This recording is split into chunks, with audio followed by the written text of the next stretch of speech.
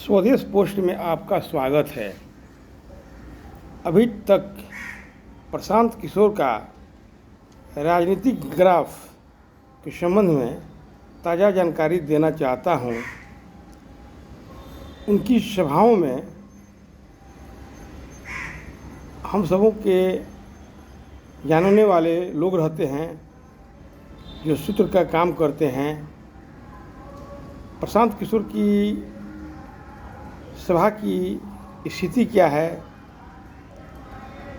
सभा में आए हुए लोगों का बॉडी लैंग्वेज क्या है, मनोवैज्ञानिक रूप से भीड़ का अध्ययन करने के बाद लोग रिपोर्ट भेजते हैं। प्रशांत किशोर का राजनीतिक ग्राफ द्रुत गति से बढ़ रहा है। बिहार में पहले से स्थापित दलों के लिए चिंता के विषय नहीं है, बल्कि वे लोग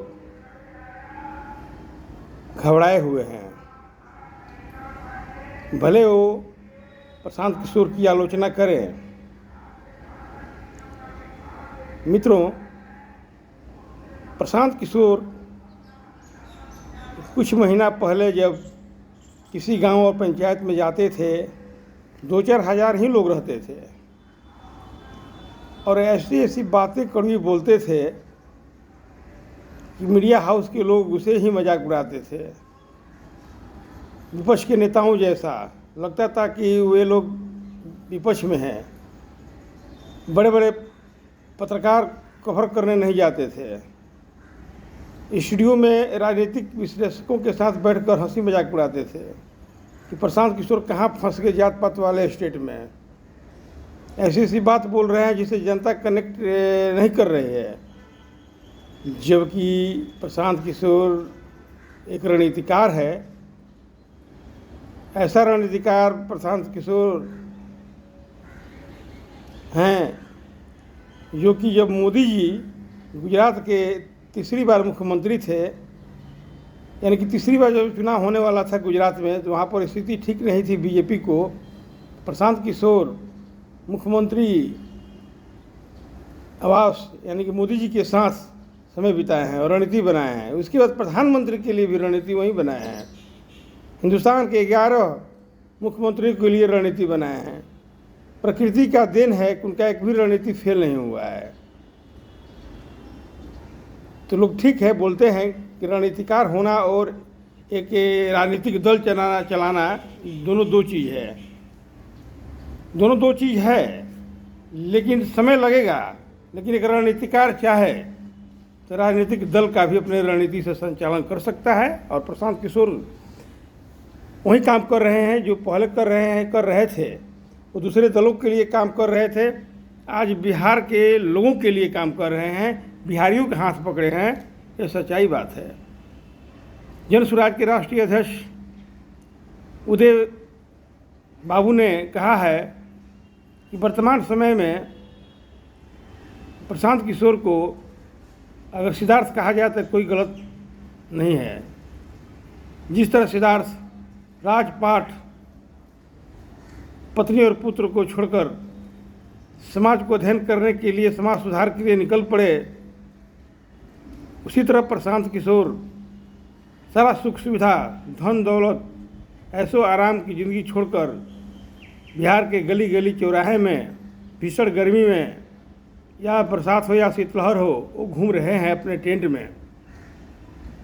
जबकि लोगों को मालूम होगा कि प्रशांत किशोर के पास दौलत और शोहरत इतनी है जो मंत्री और मुख्यमंत्री उस मुकाम को प्राप्त नहीं कर पाते हैं।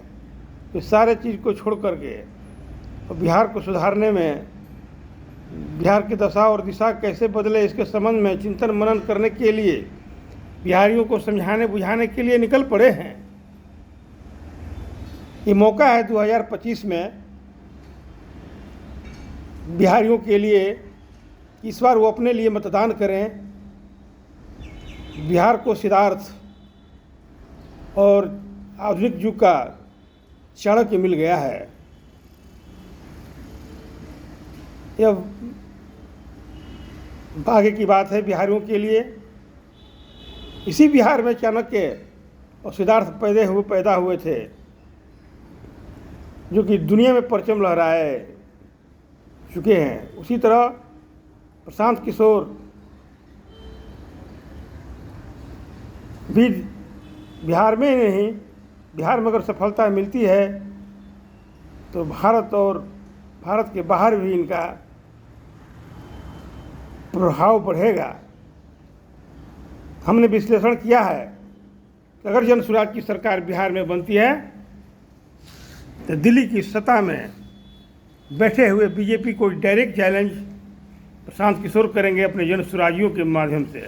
पूरे हिंदुस्तान में संगठन तैयार किया जाएगा। किसी कांग्रेस या अन्य दल की गठबंधन की जरूरत नहीं होगी। जन स्वराज का अपना संगठन पूरे हिंदुस्तान में होगा और दिल्ली की गद्दी पर जन स्वराजी बैठने के लिए कमर कसना शुरू कर देंगे और प्रशांत किशोर एक ग्लोबल लीडर बनेंगे, ऐसा मेरा अनुमान है। आजकल उनकी सभाओं में